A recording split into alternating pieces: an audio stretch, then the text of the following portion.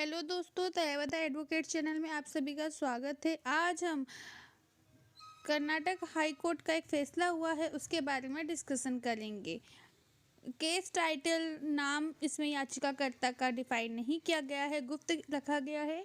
ABC से हम इसको डेनोट करेंगे। ABC और कर्नाटक राज्य आरोपी और सर्वाइवर की कमजोर सामाजिक आर्थिक पृष्ठभूमि का हवाला देते हुए कर्नाटक हाई कोर्ट ने नाबालिग के साथ सहमति के संबंध बनाने पर पॉक्सो का मामला रद्द किया।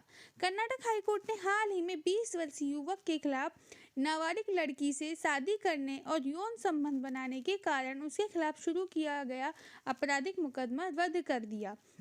आरोपी और सर्वाइवर के बीच बने इस संबंध से उन दोनों के एक बच्चे का जन्म भी हुआ।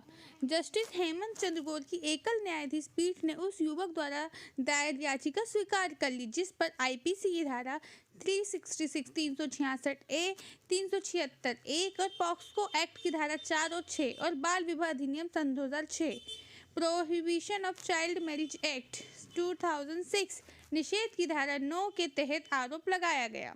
ऐसा करते हुए अदालत ने सर्वाइवर 16 वर्षीय और उसके माता पिता द्वारा दायर संयुक्त हलफनामे को ध्यान में रखा, जिसमें कहा गया कि याचिकाकर्ता के साथ सर्वाइवर का विवाह अनजाने में और कानून की अज्ञानता में हुआ।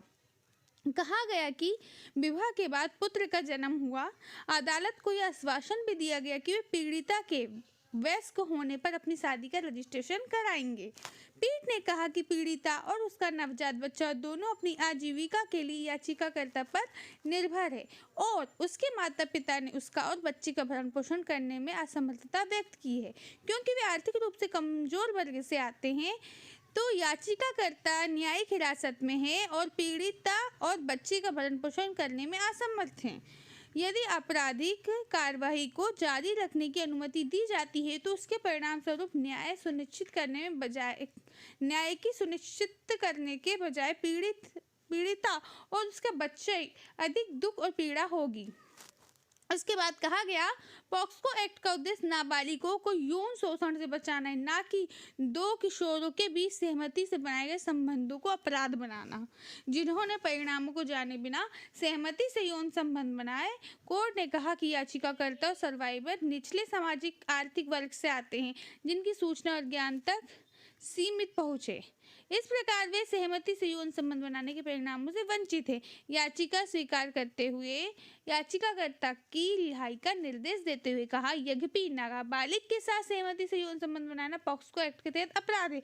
हालांकि मामलों के तथ्यों और परिस्थितियों को ध्यान में रखते हुए न्याय सुनिश्चित करने के लिए विवादित कार्रवाई रद्द करना उचित होगा, अन्यथा इसके परिणाम स्वरूप सर्वाइवर और बच्चे को न्याय नहीं मिल पाएगा। Thank you.